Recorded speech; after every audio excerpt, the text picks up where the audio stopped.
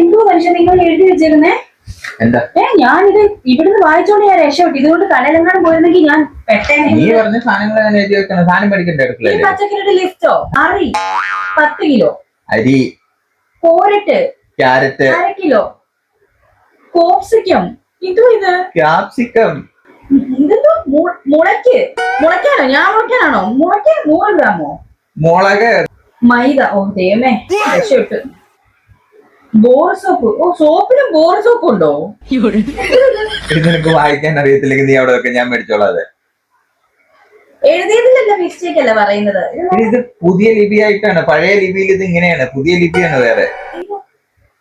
ഉറുപ്പെട്ട തൽക്കാലം തക്കോലം. തൽക്കാലമാണോ തൽക്കാലം എന്ന് എഴുതിയിരിക്കുന്നത്? പഞ്ചസാര 3 കിലോ. ഓ, അത് ഏതൊറക്കത്തിൽ വിളിച്ചാലും എഴുതും. ഗുഡ്. ചേട്ടന് 10ാം ക്ലാസ്സിലും +2ലും A ഗ്രേഡ് അല്ലേ മലയാളത്തിന് പറഞ്ഞത്?